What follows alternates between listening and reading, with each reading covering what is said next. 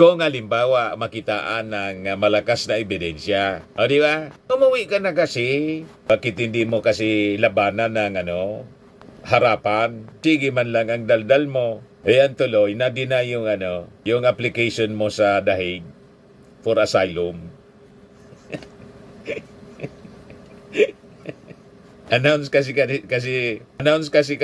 Kakasi ng announce. Tulad ni Sara, in-announce yung application, request for interim release, denied din. Walang gustong umampon kay Digong, dininay ng Belgium at saka ng Australia. Hindi ko maintindihan kung bakit ganon kayo. Hindi pa nga po na-approve. Announce kayo ng announce.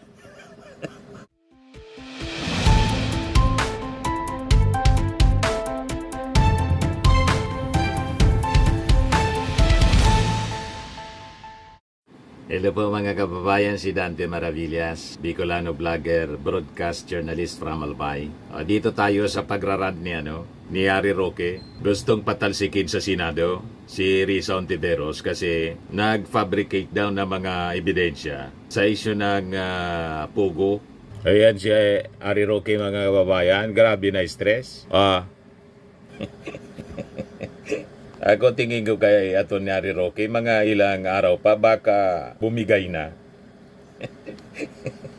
Mawala na mga kababayan sa katinuan.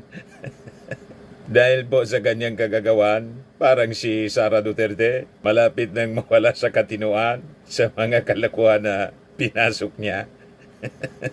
Yan sabi dito sa balita. In a fiery Facebook Live, kahapon, former presidential spokesperson Harry Roque accused Senator Risa Hontiveros of orchestrating a campaign to falsely link him to illegal operations ng Pogo sa ating bansa. Sabi ni Roque, si Risa niya nagbayad ng up to 500,000 para taniman or to plant witnesses and fabricate testimony against him. Parang masyado man unbelievable Atty. Harry Roque. Ano man ang makukuha ni Risa Hontiveros? Halimbawa ipin down kanya. Ano man yung pakinabang niya, 'di ba? Si Risa Hontiveros, incumbent senator. Kayo po, pugante. Cabinet secretary, dating spokesman, pero na-demote. Kumandidato ka sa pagkasenador, talo, napakalayo. So, bakit ka naman kailangang sirain niyang isang Risa Hontiveros? Hontiveros kasi yung tawag niya. Bakit naman, anong pakinabang ni Risa Hontiveros kung ipin down ka? Di ba? Wala man po. Other than, may mandato siya bilang isang senador na ayusin yung ating bansa.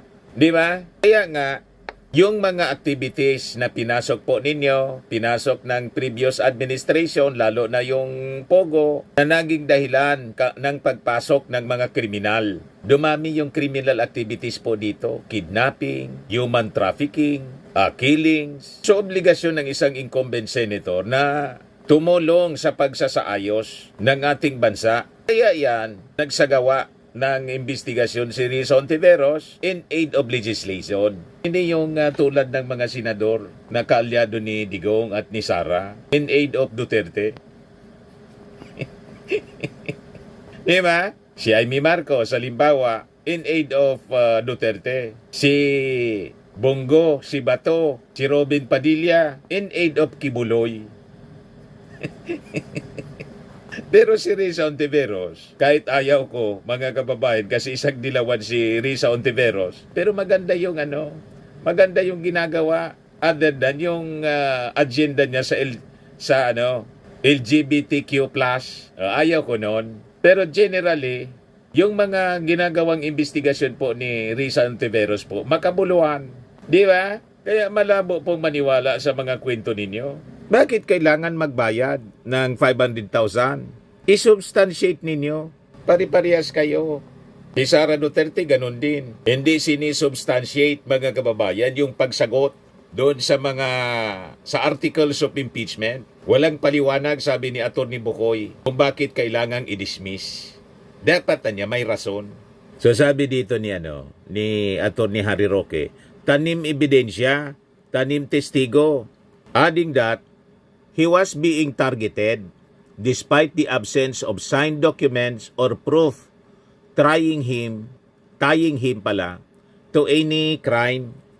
Ganun naman pala. Bakit hindi ka pa umuwi dito para harapin yung mga kaso mo? Sigurado naman na kung walang mga dokumento, mapapawalang sala ka. Abogado ka, sabi nga ni Panelo, umuwi ka na. Abogado ka naman, harapin mo na lang. Sabi yan ni Panelo. Parehas mo supporter ng mga Duterte. Yan sabi niya. Walang masama para maging abogado ng kahit anong korporasyon. Roque defended, suggesting his only role to Lucky South 99 was to ensure clients follow the law. He also went on to accuse Hontiveros of misusing public funds during her time with PhilHealth, implying she benefited from excessive ad spending to boost her electoral campaign. Huwag mong sabihin, di mo ginamit ang pera ng PhilHealth para manalo sa eleksyon. Kailan mo po ng kaso si Hontiveros para maging pugante rin na tulad mo? Kung halimbawa makitaan ng malakas na ebidensya, di ba? Umuwi ka na kasi. Bakit hindi mo kasi labanan ng harapan? Sige man lang ang daldal mo. Ayan tuloy, na-deny yung application mo sa dahig for asylum. Announce kasi tulad ni Sara, in-announce yung application, request for interim release, denied din. Walang gustong umampon kay Digong, dininay ng Belgium at saka ng Australia. Hindi ko maintindihan kung bakit ganon kayo. Hindi pa nga po na-approve. Announce kayo ng announce. Sabi dito sa amin, yan lugod, nasubak, nasibol. Pakinggan natin yung pagtataray mga kababayan ni Atty. Harry Roque kasi nakakatuwa. Yan Hontivirus yung tawag niya. So hindi ko po alam kung magbabayad din itong si Hontivirus ng 500,000 para sa testigo para madawit din ako at sabihin na ako nag-recruit sa kanila, no? Pero nakakataas balahibo po, nakakadiri, nakakagalit na isang senador ng bayan gagamit talaga ng ganitong mga taktika para madiin ang mga kalaban sa politika. And how dare you use the Senate of the Republic of the Philippines, no? Para maging para maging instrumento na gipitin ang mga kalaban ng administrasyon. Nagsabi, yan ang how dare you. Maliwanag ang nagagamit po ng Senado para sa personal na interes yung mga kaalyado ninyong senador. Tawag nga, senador ni Duterte senators, hindi na nahiya, pati yung impeachment case, gustong i-dismiss kahit wala sa konstitusyon. Nilabag pati yung konstitusyon. Yun ang pagsabihan mong how dare you. Pero siyempre, hindi mo man sasabihin sa kanila na hindi naglilingkod sa bayan, kundi naglilingkod sa mga Duterte. Hindi mo man sasabihin kasi kaalyado mo. O, di ba? Yan, sabi dito, Roque dinikdik si Hontiveros. Rene, binayaran para madiin sina Kibuloy, BP Sara, Digong. Ngayon daw, siya naman yung tinatarget.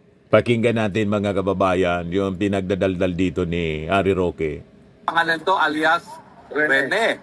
O ano ngayon, nasakba kayo. Itong si alias Rene, binayaran pala para makaladkad sa kaso si Pastor Kibuloy at makaladkad itong si Inday Sara Duterte at saka si Tatay Digong. Ako, hindi ako nagtataka. At hindi ako nagugulat. Kasi alam nyo, nung ako mismo ay umapir dyan sa komite ni Hontiveros, ang dami niyang invento. Yung kwento niya talaga, involved ka sa Pogo. Hindi siya nakita ang aking involvement, ejectment case, at ang aking ay umuupa lamang doon sa lupa at nagpapaupa ng premises doon sa Pogo, no? At talagang sinasabi niya pinagpipilitan, engage yan sa Pogo. At ang tanong ko nga doon, sabihin natin engage sa POGO, panahon na yon, legal. Ano naman pakialam mo dyan? O legal naman yung mga panahon na yon. Ngayon lang naman nag-illegal yan itong taon na ito. Pero ang katotohanan po niyan, talaga nagpupumilit siya ng mga panahon na yon na ikaw involved sa POGO, ikaw may masama kang ginawa. Wala naman siya mapakitang masama kang ginawa. At ang pruweba lang na sinasabi niya na ako involved sa POGO ay yung isang papel na wala naman lumagda, isang papel naman na walang maamin kung sino gumawa na nagpapakita na ako illegal. Ulitin ko po, sabihin na natin totoo yan at hindi naman totoo yan. Wala pong masama para maging isang abogado ng kahit anong korporasyon. Dahil ang trabaho ng abogado ay siguraduhin nga ng mga kliyente nila ay sumusunod sa batas. Pero ito po, tignan nyo naman po, din ang sinampa ni Pastor Kibuloy, milyones ang ginastos para magtanim laban ni Kibuloy.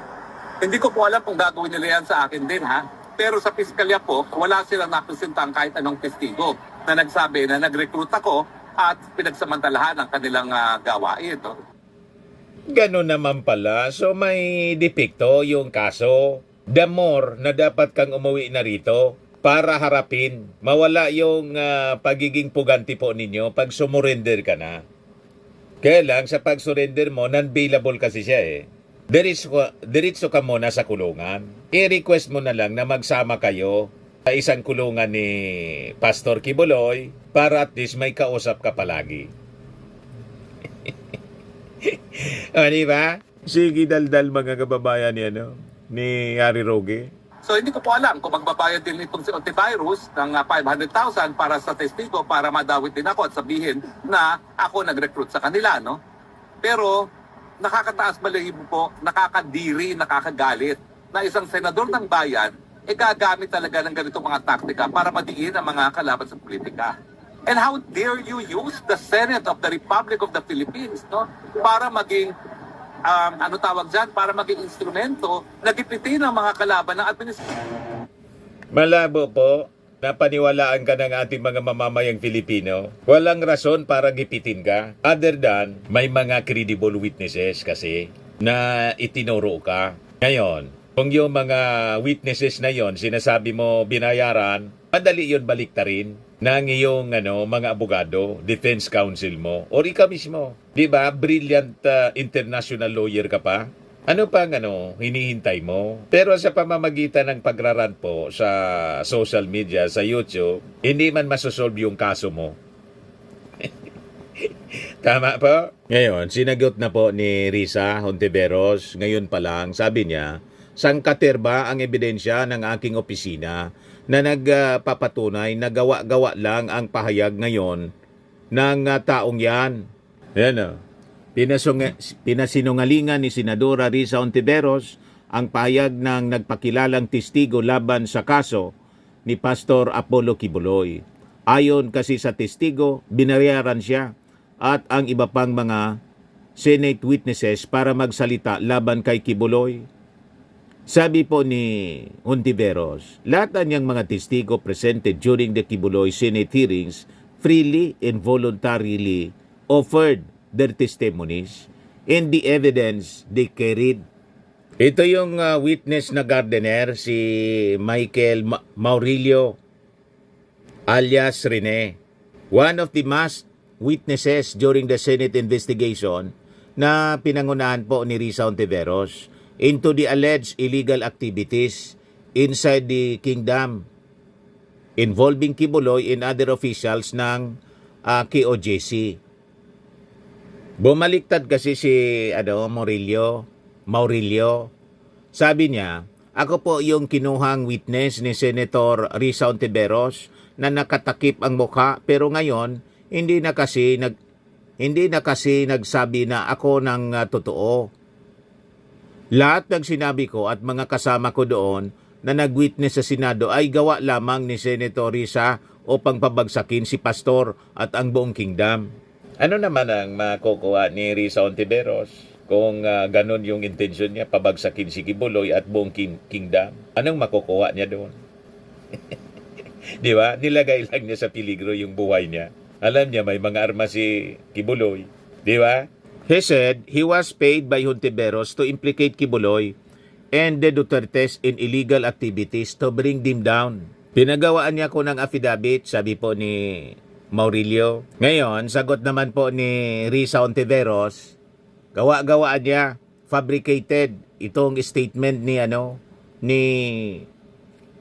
Maurilio. Sang katerbaan niya yung ebidensya ng aking opisina na nagpapatunay na gawa-gawa lang ang pahayag ngayon ng taong yan. Lahat ng yan ay may paper trail and readily corroborated by multiple agencies and officials. Handa rin kaming ilabas ang iba't ibang screenshot at video sa tamang panahon, sabi po ni Risa Hontiveros. So paniwala ni Risa Hontiveros na itong si Maurilio has been coerced or paid off to derail the ongoing criminal proceeding against Kibuloy. Ganyan sila kadesperado. We are preparing our serious legal response against this act of harassment and intimidation. Hindi namin palalampasin ang mga nasa likod ng pananakot na ito, sabi po ni Riza. Malamang, ginapang po yung witness, si Maurilio, ginapang ng kampo ni Kibuloy. Di ba? Ayun ang mga sinasabi, mga kababayan ni Atty. Harry Roque. Ginamit yun na issue para sabihin na pati siya tinatarget. Hindi malayoan niya na pati yung mga testigo laban sa akin, binayaran din. Harapin mo na kasi para patunayan sa husgado na talagang wala kang kasalanan at binayaran talaga. Doon, bibilib kami sa'yo kung bumalik ka na rito. Pero kung magrarat ka lang, Atty. Harry Roque dyan sa social media mo, malabo na maniwala yung ating mga mamamayang Filipino. Malinaw po na ang sabi, flight is an indication of guilt. Yun. Ito naman po yung bago naming product na binibenta online. Eye Glow Serum, whitening po siya. Tingnan ninyo yung epekto sa aking anak na architect before and now. Yung mga inquiries po ninyo, dumiretso na lang kayo sa kanyang Facebook account, Riz Maravillas.